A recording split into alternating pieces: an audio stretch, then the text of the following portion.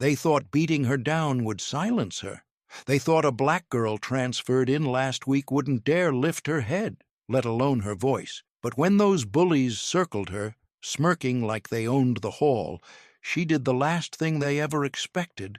She looked them dead in the eye and said, "Go die." That single sentence flipped the power, cracked their confidence, and started a chain reaction that would bring her mother and the entire school to its knees. The second Ariel Carter stepped into room 11B of Crestwood High, the air shifted, subtle, but sharp enough for her to feel it scrape across her skin. Conversations scattered like broken glass. Chairs stopped moving. Pens hovered midair. It wasn't silence. It was something colder. A tension that recognized her before anyone even spoke. Ariel paused just inside the doorway. Her dark curls fell across her cheeks, partly shadowing the expression she wore, measured, unreadable. She scanned the room, and the room scanned her back like a spotlight searching for flaws. Crestwood High had a reputation, and she had heard whispers, not friendly to new kids. But nobody warned her about this feeling, like stepping into a nest where every pair of eyes belonged to a predator. Travis Hale, captain of the baseball team and self-proclaimed king of the class, leaned back in his seat with a slow smirk.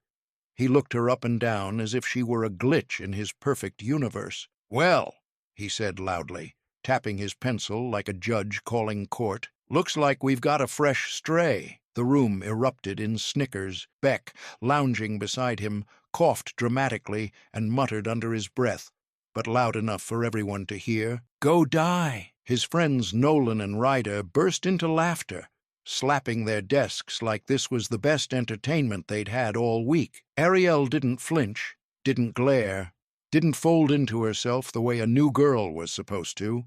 Instead, she simply walked toward an empty desk, her steps steady, composed, almost too composed. That was when the real discomfort began. Students exchanged confused looks. Some frowned. Others shifted uncomfortably. Even the bullies paused for half a second, as if they couldn't understand why their usual script wasn't working. Ariel's backpack slid quietly to the floor as she sat down. She finally lifted her gaze, meeting Travis's eyes head-on. No fear, no humiliation, no tremble in her voice because she didn't speak, only stared. But that stare, sharp, cold, a stare that didn't beg for mercy but promised consequence, and for the first time that morning, Travis's smirk flickered. Miss Monroe, the math teacher, entered with her usual deadpan expression, pretending not to notice the shift in energy or the lingering tension in the room. She wrote formulas across the board, while the students whispered restlessly, still watching Ariel as though waiting for her to crack. But she didn't crack. She didn't even blink, unfolded silently. Ariel wasn't shrinking. She wasn't intimidated. If anything, she looked like someone who had long outgrown the idea of being someone else's victim. She set her notebook on the desk, opened it with surgical calmness, and leaned back slightly, her eyes bright, focused, and unnervingly confident. It wasn't the attitude of a scared new student. It was something else, something the class wasn't equipped to understand, something that made a few kids instinctively lean back in their chairs as if distance might protect them from whatever she carried. Even Ryder, who lived for filming humiliation, lowered his phone slowly. "What's wrong with her?" he whispered. "Nothing," Travis replied, though his voice lacked its usual swagger. "She'll learn her place." But deep down, he wasn't certain anymore. Ariel's silence wasn't weak. It was deliberate, heavy, threatening in a way he couldn't explain. And that silence, cold, controlled, razor-sharp, made the entire class uneasy, as if they were standing too close to a fuse they hadn't noticed before. What none of them realized was that the next moment would push their harmless joke into territory none of them were prepared to face. The tension in room 11B thickened like humidity before a storm. Class hadn't officially started, but the lesson had already shifted, from math to cruelty. Travis Hale scraped his chair back with a long, deliberate screech that made a few students wince. He stood up slowly, as if savoring the moment, and walked straight toward Ariel's desk. Ariel didn't move, didn't adjust her seat, didn't even look up as his shadow pooled over her desk like spilled ink. "Hey," Travis said, planting one hand on her desktop, blocking her view. "New girl, I'm talking to you." Ryder, always hungry for content, lifted his phone immediately, angling the camera to catch everything. Nolan elbowed Beck, whispering, "Start it." "Do the line." Beck grinned, stepping closer. He cleared his throat dramatically, then leaned in with a fake, sympathetic expression. "Say it," Beck ordered. "Say, thank you for letting me live another day." A few students gasped quietly. Others stared at their desks, suddenly fascinated by scratches in the wood. It was the kind of line that would have made most new students crumble. But Ariel stayed perfectly still, perfectly silent. Her pencil didn't tremble, her breath didn't hitch, her expression didn't crack. Travis exchanged a confused glance with Beck. This wasn't the reaction they were prepared for. They thrived on fear, on panic, on tears. Yet Ariel wasn't giving them anything. Travis leaned even closer, lowering his voice to a dangerous whisper, meant only for her, but loud enough for Ryder's camera to pick up. "Go die. Seriously." The words landed heavy in the air, sharp enough that even Nolan flinched. Ariel finally looked up. And what happened next didn't match the script. Not theirs, not anyone's. She laughed. A small, soft, utterly terrifying laugh. It wasn't nervous. It wasn't hysterical. It wasn't the laugh of someone breaking down. It was the laugh of someone who knew something they didn't, something bigger, something coming. Travis froze for half a second, thrown so hard off balance he had to blink. "What's so funny?" he snapped, but his voice had lost that steady swagger. Ariel tilted her head slightly, as if analyzing him, not intimidated, not angry, just curious. Her eyes held something unspoken, a depth he wasn't prepared to face. It was the kind of look predators give each other right before deciding who will attack first. That look unraveled Travis in ways he refused to admit. Beck stepped back instinctively. Nolan swallowed hard. Even Ryder lowered his camera a little, suddenly unsure if the video he was filming was still a joke or the beginning of something darker. "Why are you laughing?" Travis repeated, louder this time, his voice cracking. But Ariel still didn't speak. Her silence was surgical, precise, cutting deeper than any insult they'd thrown at her.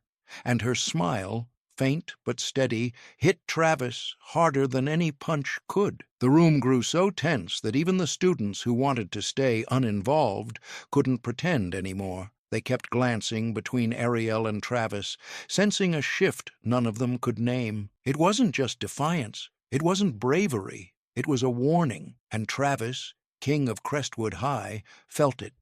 For the first time in a long time he felt small. That smile, quiet, controlled, and fearless, stripped every ounce of power from him, igniting a fury he didn't know he had. And so, blinded by humiliation, Travis made a decision he would regret for the rest of his life. He pushed the joke further, far beyond the point of no return.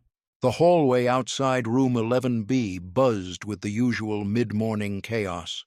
Lockers slamming, sneakers squeaking, pockets of conversations echoing like overlapping storms.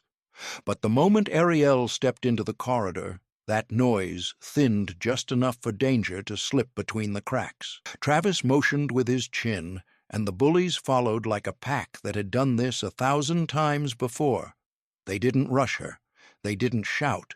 They simply closed in around her with the slow confidence of boys who believed nothing, not teachers, not rules, not consequences, could touch them. Ariel felt the circle tighten, but she didn't break stride. That only irritated them more. Beck moved first. He yanked her backpack off her shoulder so hard the strap snapped. The bag flew across the hallway and skidded across the floor, scattering notebooks like wounded birds. "Well," Beck laughed, "looks like we found the trash chute." Ryder immediately lifted his phone, framing the moment like a director choosing the perfect shot. He typed the title with a smirk so wide it nearly split his face. "Black New Girl Gets Schooled." Ariel bent to pick up a notebook, but Nolan shoved her upright, slamming her back against the wall. His grip dug into her shoulders, pinning her there as if he were showing off to the others. Students nearby pretended not to notice, choosing the safety of indifference. Travis stepped closer, towering over her. "Laugh now," he muttered. His breath smelled like mint gum and arrogance. Beck, encouraged by the audience forming around them, pressed his arm against her collarbone. "Come on," he taunted. "Say the line from earlier. Thank us for letting you breathe." Ariel's fingers tightened slightly around her notebook. She didn't speak, but silence wasn't surrender. Nolan pushed harder. "Say it!" That was when it happened. Fast, precise, a shift so sudden it cut the air. Ariel twisted her shoulder, dropping her weight and pivoting out of Nolan's hold with the fluidity of someone who understood leverage far better than any of them. Nolan stumbled forward, losing balance and smashing into Beck, whose elbow knocked into the wall. Before Travis could process it, Ariel slid sideways, grabbed her backpack strap from the floor, and swung it upward, not hitting anyone, but redirecting Ryder's phone so violently that the camera jerked, catching Ryder himself, falling back on his own heels. Ryder cursed, nearly dropping the phone. The hallway rippled with shock. A girl they expected to crumble had moved like someone trained, someone sharp, disciplined, and dangerous. Travis lunged, grabbing for her wrist, but Ariel stepped back with a precision that bordered on instinct. His hand sliced through empty space, and he pitched forward, knees scraping the tile. The humiliation wasn't physical. It was worse. It was public. Students gasped. A few whispered. One even bit back a laugh. Ariel stood still now, breathing controlled, eyes locked on Travis. Not afraid, calculating, cold, as if she were waiting for him to decide whether this scene was already over or whether he wanted to lose even more. For a heartbeat, Travis froze on his hands and knees. No one had ever made him look small. No one had ever made him miss a grab. And certainly no new black girl had ever made him fall. Heat crawled up his neck. His ears burned.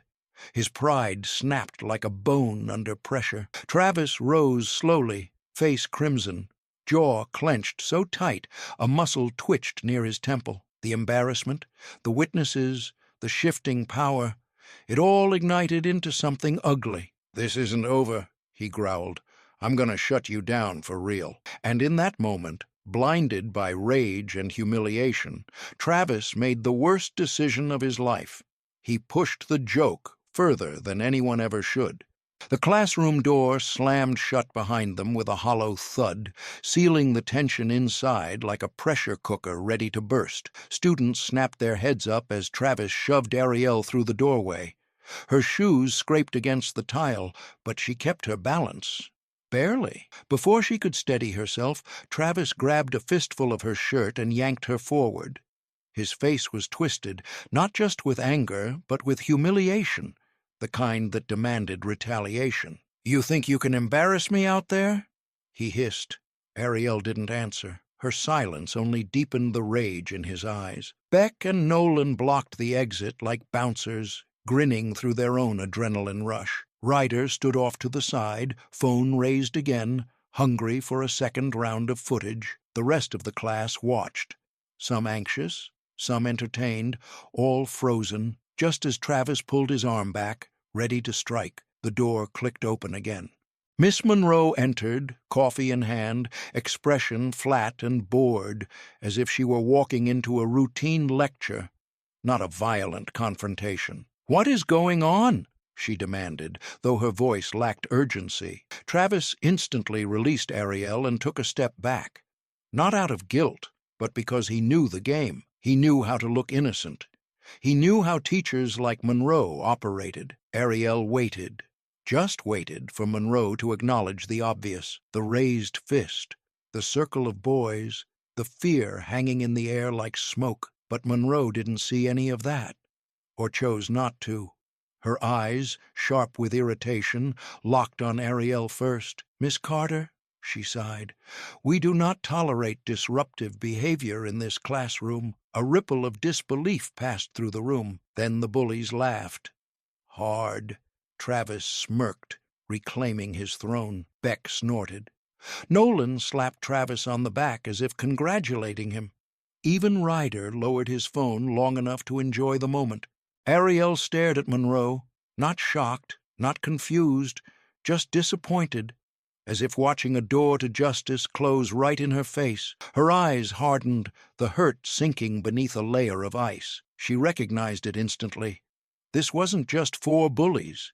This was an entire system choosing them over her. From the back of the room, a chair scraped against the floor. Everyone turned. A white girl, Emily Warren, rose slowly from her seat, quiet, reserved, usually invisible. But now her voice shook with something like courage. "Ms. Monroe," she began, "it wasn't Ariel. Travis." She didn't get to finish. Travis jerked his head toward her and snarled through clenched teeth. "Sit down, unless you want to end up like her." Emily froze. Breath caught in her throat. She looked at Ariel with wide, apologetic eyes before sinking back into her seat, trembling. The class went still again. No one would speak. No one would move. No one would help. And in that awful silence, Ariel felt the truth pressing on her chest. She wasn't just surrounded by bullies. She was surrounded by people who would let it happen. The walls felt closer. The air felt heavier. Her heartbeat pounded like footsteps in an empty hallway. Travis leaned in, voice dripping with victory. "See, nobody's on your side." He wasn't wrong. Not yet. That suffocating silence, thick, heavy, complicit, wrapped around Ariel like a trap, making her realize she wasn't fighting a person, but an entire ecosystem built to crush girls like her. And then Travis, drunk on power and unchecked authority, crossed a line so far that even the room seemed to recoil from what he did next. The classroom felt smaller now, walls pulling inward, lights buzzing overhead with an almost electric tension. Books lay scattered from earlier chaos, and every student seemed glued to their seat, afraid to breathe too loudly. Ariel stood near her desk, steady but surrounded. The bullies tightened their formation around her like a noose. Travis stepped forward until his face hovered inches from hers. His breath hit her cheek. His eyes were wild, desperate to reclaim the power she'd shaken out of him in the hallway. "Go die, freak!" he screamed, loud enough for the whole floor to hear. The words stabbed through the room, splitting the air in two. Beck, Nolan, and Ryder immediately echoed him, their voices overlapping like a twisted chant. "Go die! Go die! Just die already!" Ariel didn't move, didn't blink, didn't shrink. Her stillness only enraged them more. Nolan grabbed an eraser and hurled it at her chest. Beck followed with a pen that bounced off her notebook. Then a textbook sailed across the gap, slamming into the floor beside her shoe. Miss Monroe didn't even look up from her papers. It was a betrayal Ariel had already seen coming, but it still carved a wound deeper than anything the bullies had thrown. A teacher choosing silence. A teacher choosing them. The class watched as if paralyzed. The violence unfolded like a ritual, one they'd seen before, one they'd learned to survive by ignoring. Ariel stood alone in the eye of it. Travis grinned, sensing dominance returning like heat to his bloodstream. "That's right. Just stand there. You don't belong here. Nobody wants you here." Beck stepped forward suddenly, lifting something Ariel instantly recognized. A baseball bat. Polished, solid, heavy with implications. He held it out toward her with a cruel smirk. "Here," he taunted, his voice sugary with false generosity. "Go on, hit me, hit any of us." He leaned in. "If you do, the whole school will see what you really are. A violent psycho, a crazy girl who can't handle a joke." The class inhaled sharply. Even Travis looked uncertain for a split second. He hadn't expected Beck to escalate it that far. Ryder raised his phone again, angling the camera perfectly. "Yeah," he laughed. "Let's get the real show." Ariel looked at the bat, then at the boys, then at the silent classmates whose eyes were begging her not to take it, not to give them what they wanted. The room vibrated with anticipation. A trap, a setup, a weapon disguised as a choice. Ariel slowly reached out and touched the bat. Gasps erupted across the room. Several students stood without meaning to. Ryder zoomed in, breathless with excitement. Beck's grin widened. "That's it. Go on, hero. Just try it." But the moment Ariel's fingers brushed the wood, something else happened. Something none of them were prepared for. Her grip tightened. Her posture straightened. Her expression didn't twist with rage or fear or desperation. It settled into something calm, quiet, commanding. Ariel lifted her eyes to Travis, and for the first time, he looked afraid. Travis's face drained of color, not because he thought she would hit him, but because he realized she wasn't reacting according to any script he understood. She wasn't cornered. She wasn't trapped. She was choosing, and unpredictability was the one thing Bullies couldn't handle. His voice cracked as he stuttered, "What are you doing?" Ariel adjusted her grip on the bat with deliberate slowness, her gaze steady and unreadable. In that silent moment, the balance of power shifted just enough for panic to flicker in Travis's eyes.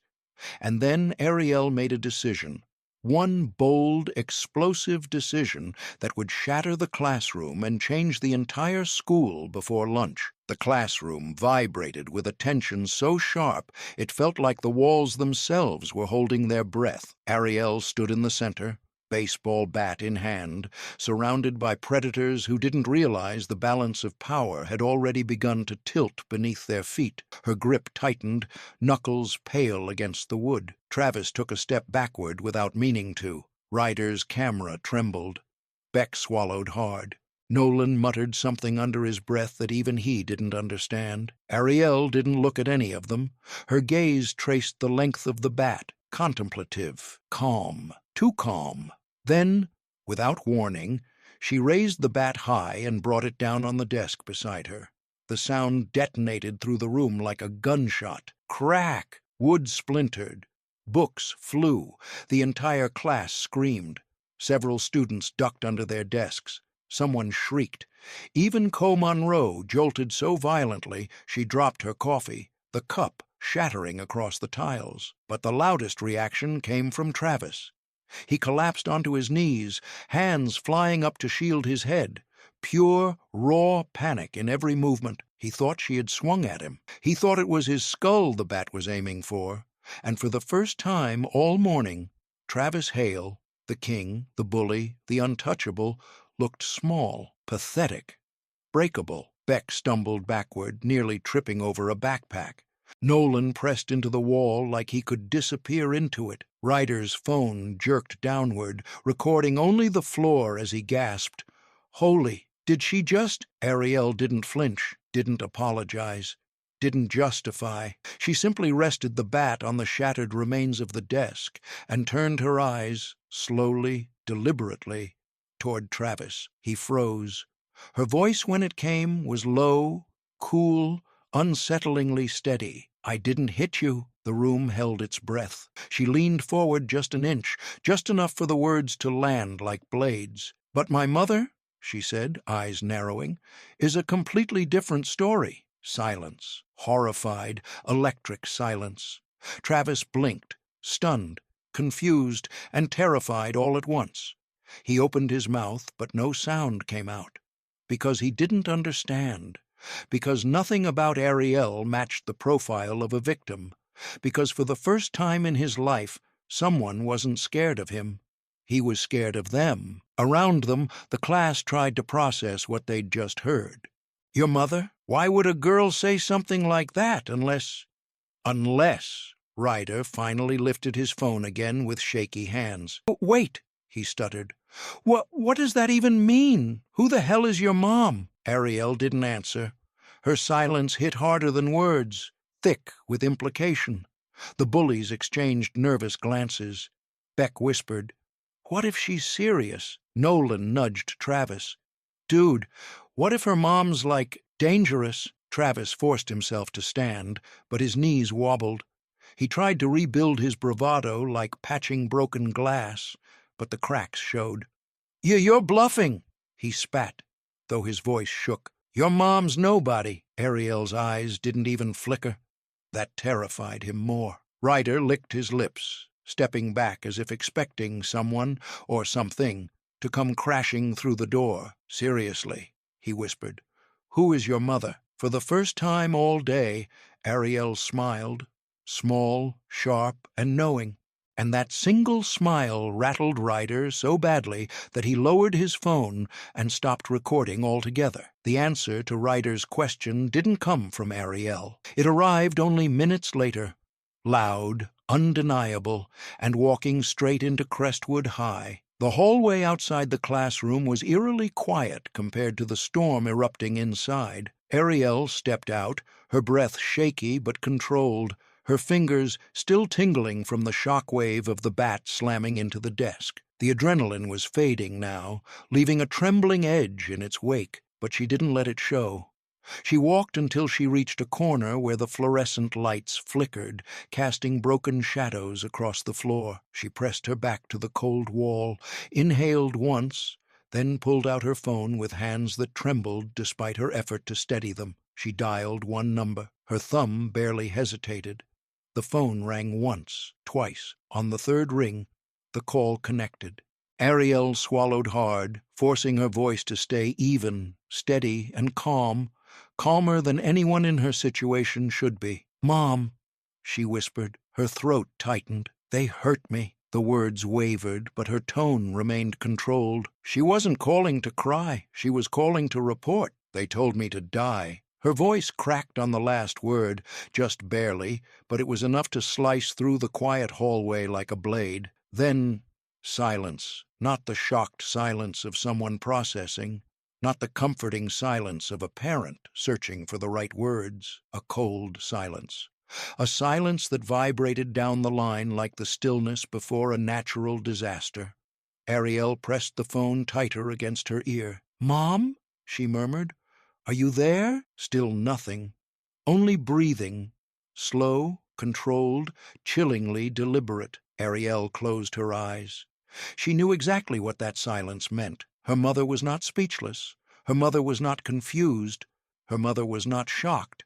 Lorraine Carter was calculating, the same way she did before tearing into corrupt administrators, the same way she did before dismantling bigoted officials in court, the same way she did before ending entire careers with a single meeting. Ariel whispered again, softer this time. Mom? And then, click, Lorraine hung up. No comfort, no questions, no motherly reassurance. She simply disconnected, because Lorraine didn't need details, didn't need explanations, didn't need to hear names or see bruises. For Lorraine Carter, a 10-second call was enough to declare war. Ariel stared at the dark screen, her hand falling to her side. Her heartbeat steadied. She didn't panic. She didn't call again. She didn't run back inside the classroom. She just whispered to herself, almost like a quiet prayer, "It's out of my hands now." Down the hall, a group of students who had followed the drama peeked around the corner. They saw Ariel standing alone, leaning against the wall, with an expression that shouldn't have belonged to someone who had just been bullied. Not fear, not heartbreak, but inevitability. None of them understood it. Not yet. Emily, the girl who had tried to defend her earlier, clutched her books and whispered to her friend, "Did she just call her mom? Is she okay?" Her friend shook her head. "I don't think that call was for comfort." They watched Ariel slip her phone back into her pocket and walk away with a strange steadiness, a steadiness that made a few of them shiver, because something about the way she moved said help wasn't coming. Help was already on the way, and it wasn't gentle. No one, not the students in the hall, not the bullies still gloating inside the classroom, could have guessed that Lorraine Carter was already on her feet, keys in hand, stepping into her car with a speed that bordered on lethal. No one imagined she would arrive in 5 minutes. No one imagined she would walk through Crestwood High like a storm made of steel. And then, Just 2 minutes later, the school's security alarm blared through the building in a strange, urgent pattern that no one recognized, a pattern that signaled something, or someone, had entered the campus without hesitation. The front doors of Crestwood High swung open with a force that made the hinges rattle. Not loud, not dramatic, but precise, purposeful, the kind of entrance that didn't need volume to command attention. Lorraine Carter stepped inside. Her heels clicked against the polished floor with a rhythm too steady to belong to an enraged parent. No wild breathing, no shaking hands, no frantic eyes. She moved with a frightening kind of calm, razor-sharp, deliberate, and cold enough to change the temperature of the entire lobby. The receptionist looked up, startled. The security guard reached for his belt, not to draw a weapon, but to appear useful. Students passing through the foyer paused mid-step, instinctively sensing something dangerous had entered their ecosystem. Lorraine didn't look at any of them. Her eyes, dark, focused, cutting, scanned the lobby like a searchlight locking onto its first target. The security guard stepped in front of her, raising a hand. "Ma'am, I'm sorry, but parents must check in before—" Lorraine didn't bother finishing the distance between them. She simply stopped, opened her coat, and retrieved a leather badge wallet with 2 fingers. She flipped it open. A gold emblem glinted under the fluorescent lights. The security guard's words died in his throat. The badge read, "Inspector, Civil Rights Division, United States Department of Justice." Lorraine's voice was quieter than the guard expected. Controlled, professional, deadly. "I am not here as a parent. I'm here on a federal mandate." The guard stepped back so quickly, his radio slipped from his belt. The receptionist covered her mouth. A nearby student whispered, "Holy crap, she's federal?" Lorraine continued her stride, leaving silence and panic in her wake. Every step she took carried weight, authority sharpened into a weapon. By the time she reached the administrative hallway, Principal Grant appeared at the far end, red-faced and sweating, straightening his tie like a man preparing for an execution he didn't know he'd scheduled. "Ms. Carter," he stammered, jogging toward her. "I wasn't informed. You can't just walk onto campus." Lorraine didn't stop, didn't slow, didn't offer him the dignity of eye contact until she was standing directly in front of him. Then she looked up, and Grant froze. He had expected fury. He had expected accusations. He had expected a dramatic, emotional parent demanding answers. He had not expected the cold, clinical stare of a federal civil rights inspector. He had not expected a badge that could end his career. He had not expected a woman who looked like she could dismantle the entire school with a pen and a signature. Lorraine held the badge up once more, inches from his face. "Principal Grant," she said, voice flat as polished steel, "you have a hate crime-level incident in your building. A direct death threat repeated multiple times, bystander negligence, staff complicity, documented harassment." Grant visibly swallowed. A bead of sweat crawled down his temple. I wasn't aware. This isn't, Lorraine's expression didn't change. She let him flounder, let him drown in his excuses, then landed with the force of a legal earthquake. "I am not here to report the incident," she said coldly. "I am here to investigate your school's handling of racial harassment and discriminatory discipline." Grant's knees nearly buckled. A federal inspector, in his school, over this incident. The lobby behind her fell silent as staff and students realized who she really was. Not a mother with anger, but a professional with jurisdiction. A storm made of law. A woman whose presence was the beginning of an audit no administrator survived. Grant wiped his forehead with a trembling hand because he had heard her name before, whispered in superintendent meetings, associated with words like indictment, lawsuit, federal review, and now she was here, for him. Lorraine closed her badge. Her calmness somehow became even more terrifying. "Take me," she said, her voice like a command from a higher court, "to room 11B, and the real storm began." The hallway outside room 11B felt like a vacuum. silent, compressed, bracing for the impact of what was about to happen. Students lingered far enough to seem uninvolved, but close enough to witness history. The walls themselves seemed to tense as Lorraine Carter approached the classroom door with Principal Grant trailing behind like a man being marched to his sentencing. Waiting by the door was Ms. Monroe. She clutched a stack of worksheets to her chest as though they shielded her from accountability. Her face was pale, eyes darting between Lorraine and the floor, unable to settle on either. She already knew. She had known since the moment the front desk called over the intercom. "Federal inspector on site." Lorraine stopped 3 feet from her, posture perfectly straight, gaze sharp enough to cut steel. Her voice came cold and controlled. "Tell me, Ms. Monroe, who intervened to stop the violence inside this classroom today?" The hallway temperature seemed to drop several degrees. Ms. Monroe's lips trembled. I was about to intervene. It all happened so fast, and I didn't want to escalate." Lorraine raised one hand lightly, stopping her mid-sentence. It wasn't aggressive, it wasn't loud, but it was enough to make Monroe choke back her excuses. "No," Lorraine said.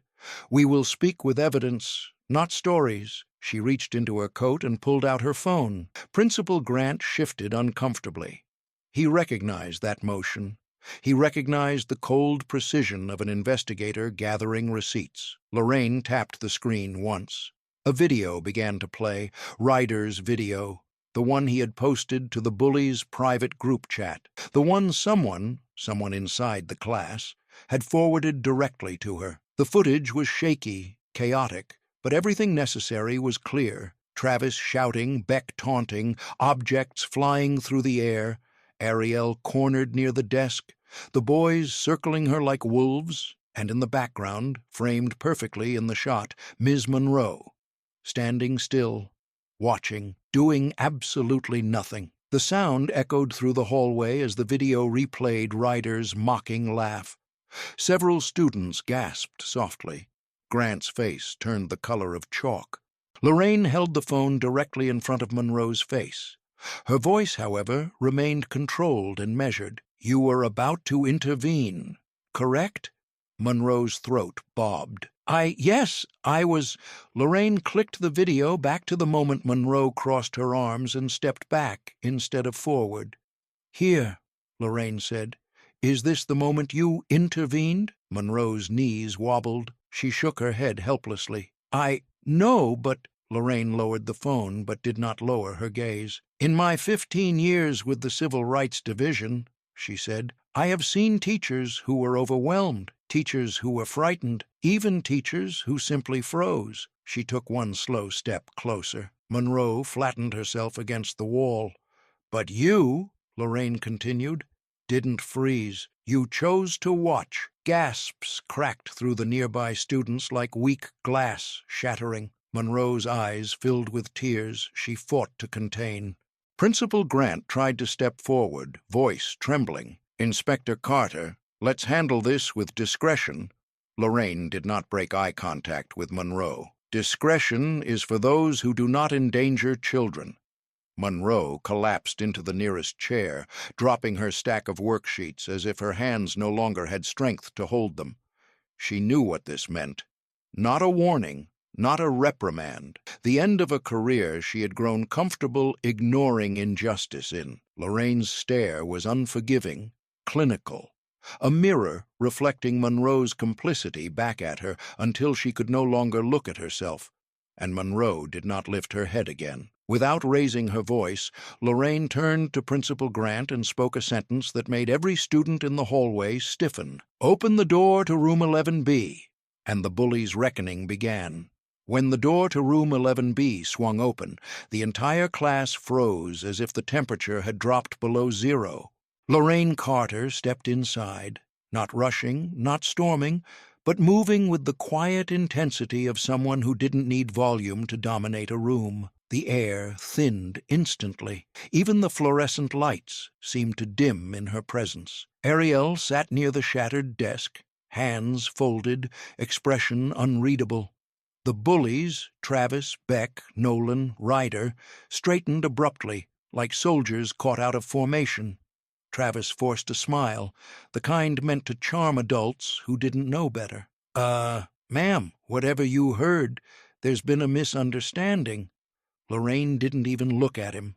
She walked to the front of the classroom, placed her badge on the teacher's desk, and turned toward the students. Beck inhaled sharply when he saw the emblem. Federal, unmistakably real. Nolan's face blanched. Ryder slowly lowered his phone, unsure if filming now could get him arrested. The silence became suffocating. Finally, Lorraine spoke, calm and lethal. "We are going to review an incident of targeted harassment, physical intimidation, and death threats." "Well, what?" "We didn't," Travis began. Lorraine raised a single finger and pressed play. From her phone, his video filled the room. Not the short clip he posted, not the trimmed version he shared with his friends, but the full recording, the raw, uncut footage he thought he had deleted. Ariel being cornered, objects being thrown, Travis shouting, "Go die," loud enough to shake the walls, Beck cheering him on, Nolan holding Ariel's shoulders, Ryder filming like it was a sport. The classroom erupted in gasps. A girl covered her mouth. Emily stared at the floor, shaking. Even Co Monroe, still standing near the doorway, closed her eyes in shame. Lorraine let the video play all the way through, refusing to spare them a single second of their own cruelty. When the clip ended, she looked directly at Travis. "Would you like to repeat your claim about a misunderstanding?" Travis's mask cracked. How did you get that video? I didn't send Ryder, didn't—" Lorraine's gaze sharpened. And then came clean, cutting, devastating. "This video," she said, "was sent anonymously." The class erupted into whispers. Lorraine continued, "And it was sent by someone in this room." Travis spun around, eyes darting wildly across faces. "What? Who? Who the hell betrayed us?" His voice cracked with panic. Even his friends looked at each other suspiciously. Beck stepped back. "It wasn't me." Nolan pointed at Ryder. "Maybe he sent it by accident," Ryder stammered. I didn't, I swear. Someone hacked.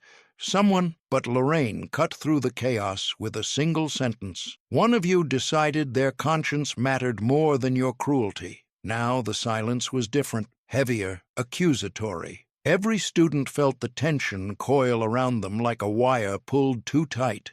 The bullies looked betrayed, paranoid, fracturing right before the class's eyes. Travis slammed his fist into the desk, face red, voice shaking with rage. "Tell me who it was! Who stabbed us in the back?" He glared at everyone, but no one looked at him. Lorraine didn't flinch. "This," she said coolly, "is only the beginning. I have far more evidence than a single video." And the room braced for the next blow.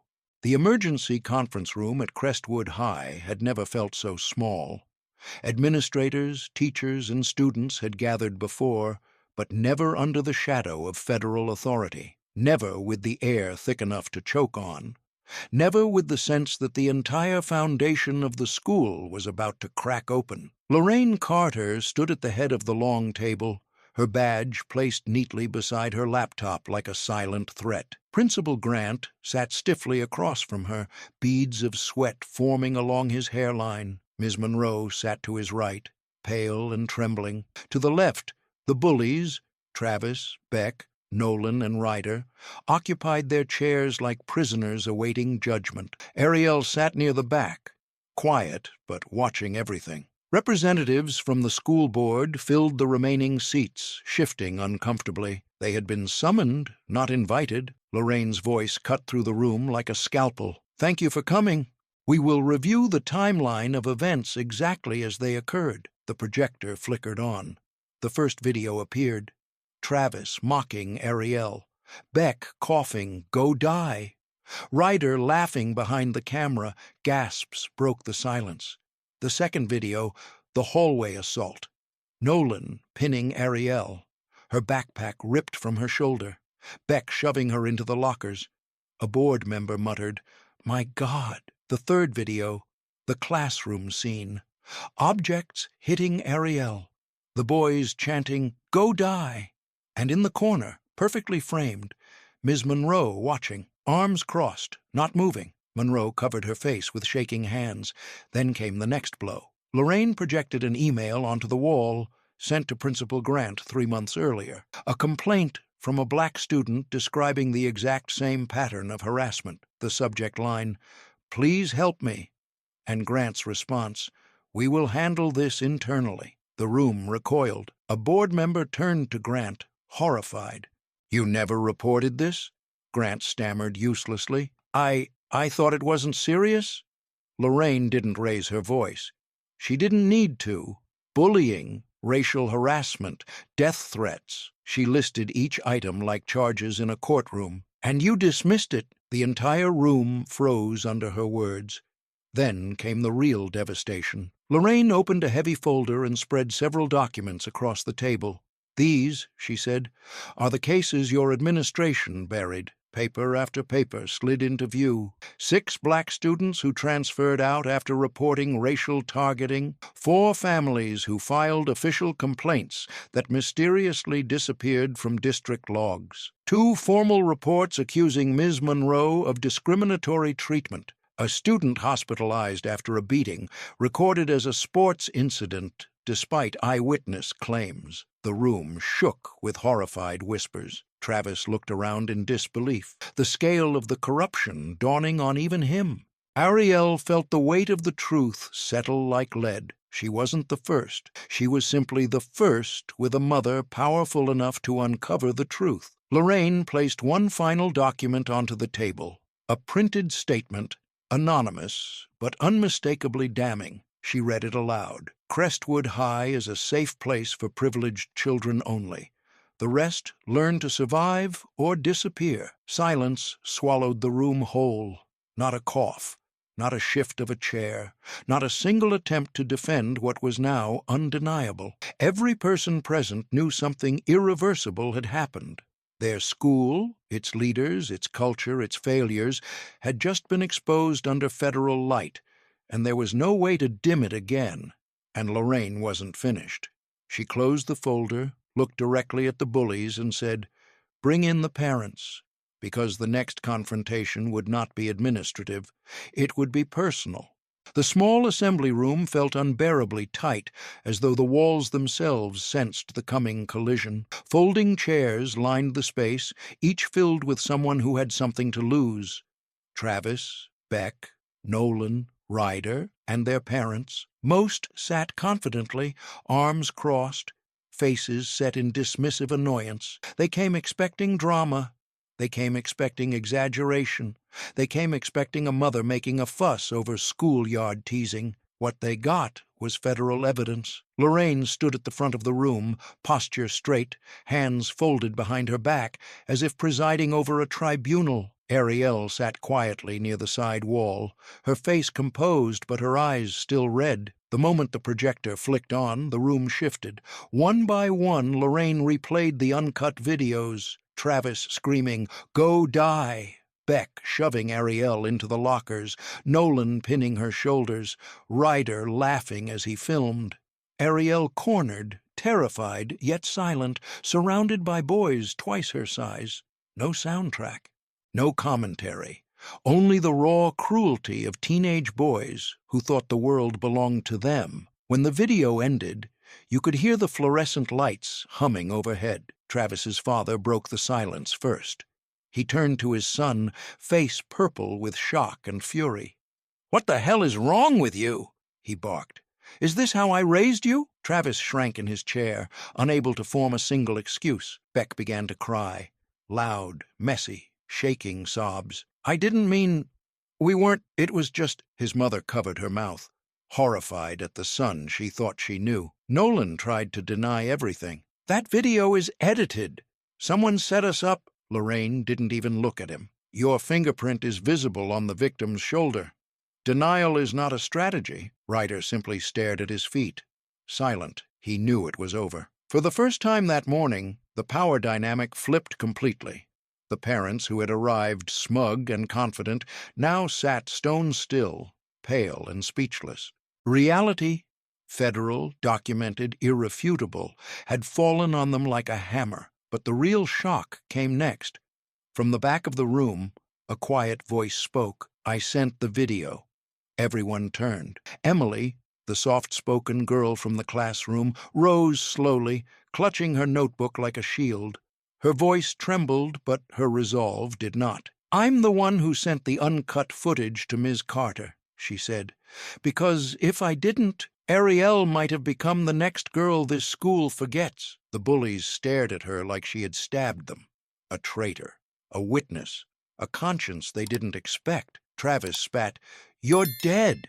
You hear me? You're—" "Sit down," Lorraine snapped, and Travis obeyed before he understood why. Her tone held a weight he couldn't disobey. Emily's eyes glistened as she sat back down. Then Ariel stood. Her voice was soft but cracked with emotion. "I didn't want any of this," she whispered. "I just wanted to go to school, to exist, to not be told to die because of the way I look. You think it's a joke, but those words stay inside people. They kill something." A tear slipped down her cheek. The room was silent. Lorraine placed a thick folder onto the table with a heavy thud. "I haven't even used this yet," she warned. "Everything in here is enough to take this entire school district to court." Every adult inhaled sharply. And now, with fear finally settling in, everyone understood what came next. Judgment. The disciplinary conference room felt suffocating, as if the air had thickened with everything that had been exposed over the past 2 hours. No one spoke. No one dared shift in their chair. The walls themselves seemed to listen as the disciplinary board filed in, stern, composed, holding folders that would decide several futures. At the head of the table sat Lorraine Carter, not as a mother, but as a federal observer. Ariel sat beside her, shoulders squared, chin lifted. Not victorious, but resolute. Across from them, the bullies sat in a row. Travis pale and trembling, Beck red-eyed from crying, Nolan stiff with denial, Ryder nearly swallowed by his own silence. The chair of the disciplinary board cleared her throat and began. After reviewing all evidence, video, testimony, witness statements, and prior administrative history, Crestwood High issues the following disciplinary actions. Every heartbeat in the room seemed to pause. Travis Hale, suspended for 45 school days, effective immediately. Barred from all athletic programs for the remainder of the year. A low gasp rippled among the teachers. Everyone knew what that meant. No season, no stats, no scholarship. Travis's face collapsed. "No," he whispered. "Please, no. My scholarship, my future." But the verdict was final. Beck Donovan, suspended for 30 days. Mandatory enrollment in the district's racial bias and accountability program. Completion required before return. Beck broke again, burying his face in his hands. His mother placed a hand on his back, but he flinched away, ashamed. Nolan Pierce, formal disciplinary record added to permanent file, mandatory behavioral intervention, probation for the remainder of the year. Nolan clenched his jaw, eyes burning with rage at consequences he could no longer outrun. Ryder Collins, all recordings must be permanently deleted. 100 hours of school community service. Technology privileges revoked for 60 days. Ryder nodded numbly. He didn't argue, he couldn't, but the hammer hadn't finished falling. The board chair took a slow breath, and then delivered the plot twist that shattered whatever composure remained. "In addition," she said, "Ms. Monroe is hereby placed on indefinite suspension pending a formal investigation for racial bias and failure to intervene in a student safety threat." Monroe's eyes widened in shock. Her hand flew to her mouth as if to keep a scream from escaping. "And Principal Grant," the chair continued, "is issued a formal reprimand and placed under district review for mishandling prior reports. Termination is under consideration." Grant sagged into his chair, the weight of consequences crushing the last of his arrogance. The room felt like metal, cold, heavy, unyielding. Then came the emotional blow. Travis, shaking uncontrollably, turned to Ariel. His voice cracked apart like something hollow breaking. "If I'd known your mom was Was this— I swear I wouldn't have— Ariel cut him off with a steady, icy calm he didn't expect. You should be afraid of the law, she said quietly. Not my mother. The line hit harder than anything else said that day. Lorraine rose slowly, her chair scraping the floor with a finality that made several people flinch. She reached for the thick folder she had brought, the one she hadn't opened yet. I'm not finished, she said, and everyone in the room stiffened. I need a private meeting with the full administrative staff, she added, because this problem didn't begin with 4 boys. It began at the top, and with that, the deepest layer of Crestwood High's corruption prepared to surface. The atmosphere inside the principal's office felt radioactive. The blinds filtered in thin stripes of afternoon light that painted the room in fractured shadows, fitting for a place where truth had been distorted for years. Principal Grant sat behind his desk, no longer the confident administrator who once ruled the school, but a man shrinking beneath the weight of consequences he never believed he'd face. Across from him stood Lorraine Carter, calm, composed, unstoppable. Beside her, the district's legal counsel scribbled notes furiously, while 2 school board representatives watched with the taut posture of people witnessing a controlled demolition. Lorraine opened her folder once more. We will now review the systemic failures of Crestwood High, she said, her tone the linguistic equivalent of a scalpel. The first document illuminated on the screen behind her. 72% of black students at Crestwood report experiencing racial bias, she read. Yet not a single case was processed according to district or federal protocol. A tremor went through the room. The lawyer stopped writing. The board members exchanged horrified glances. Lorraine clicked to the next slide. 11 staff members, teachers, coaches, and aides, have documented patterns of discriminatory behavior toward students of color. All were reported. She paused. None were disciplined. The silence in the room grew heavier, thick with undeniable guilt. Principal Grant cleared his throat weakly. Those were isolated concerns, misunderstandings. Teenagers exaggerate. Lorraine didn't even turn her head. She clicked again. A spreadsheet filled the screen. Dozens of lines, dates, names, complaints, all marked closed without action. The room felt like it was tilting. One board representative finally whispered, "My God, this is systemic negligence." Lorraine's eyes narrowed slightly. "No," she corrected.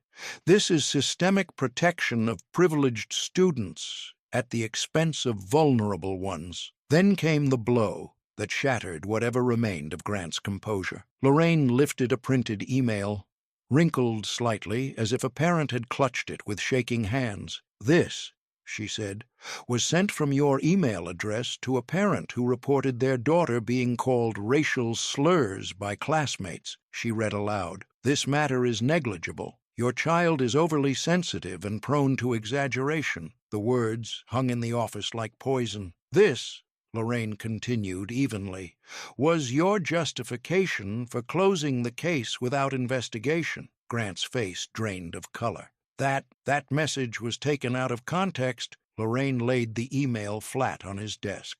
"The context is your signature at the bottom." He had no reply. The school board's legal counsel stood abruptly. "Principal Grant," he said, voice grim, "you are hereby removed from active duty pending federal investigation. You will vacate your position immediately." Grant slumped back in his chair, defeated, destroyed.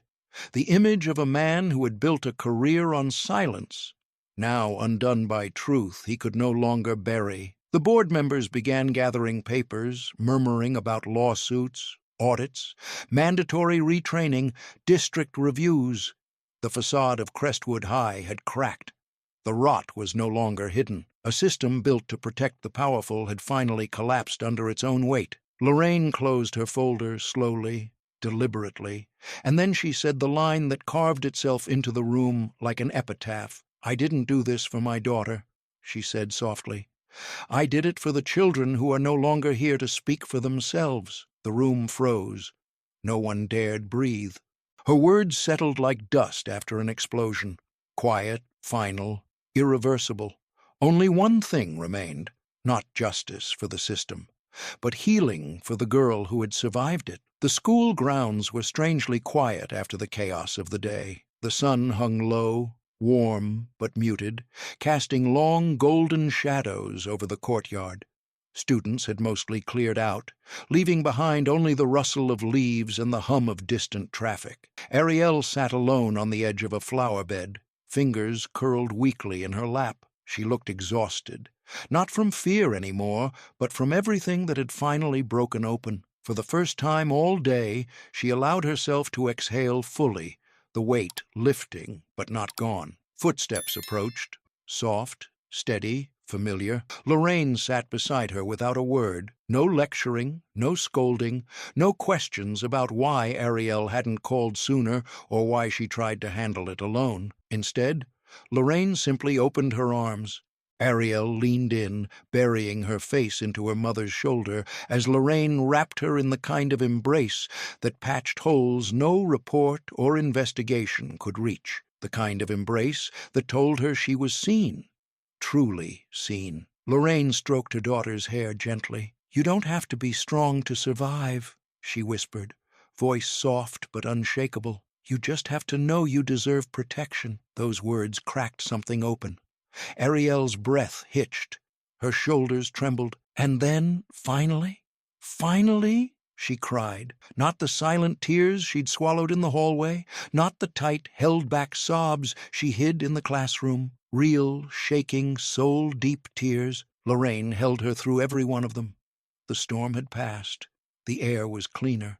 And for the first time since she stepped into Crestwood High, Ariel felt like she could breathe. When she finally pulled back, wiping her cheeks, she whispered, "Mom, I don't want to leave the school." Lorraine nodded gently. "I know." "I want to come back tomorrow," Ariel said, voice steadier. "Not to prove anything, but because girls who look like me deserve to exist here without apologizing." Lorraine's smile was small, but proud. "That," she said, "is the strength I raised you to have." The decision wasn't made from fear. It was made from clarity, from courage, from the understanding that surviving wasn't the same as hiding. Just then, footsteps approached hesitantly from behind. Ariel turned. It was Emily, the quiet girl who'd sent the uncut video, the one who'd spoken up when no one else dared. She clutched her backpack strap tightly, eyes flicking nervously between Ariel and Lorraine. Emily swallowed. "I didn't want to interrupt. She stepped closer. "If you ever need me, I'm on your side." Ariel blinked. It was the first time all day she felt something warm bloom in her chest. Not fear, not anger, not exhaustion. Belonging. She managed a small smile. "Thank you, Emily." Emily smiled back, a quiet, brave smile, and hurried off, shoes tapping lightly against the pavement. Ariel watched her go and realized she wasn't returning to Crestwood High just to endure it. She was returning to reshape it. She wasn't alone anymore. And now the question for you. What punishment do you think fits the bullies best after everything they did? Because this was only day one in Ariel Carter's story at Crestwood High, and that's how a single go-die turned into the collapse of an entire school's fake reputation. Ariel didn't just survive, she exposed a system built to protect the powerful and silence the vulnerable. And her mother? She didn't raise her voice once, yet the whole building shook. Now the real question is, if you were in Ariel's place, what would you have done? Drop your thoughts in the comments. And if this story hit you the way it should, don't forget to like, share, and subscribe. There are many more truths waiting to be told.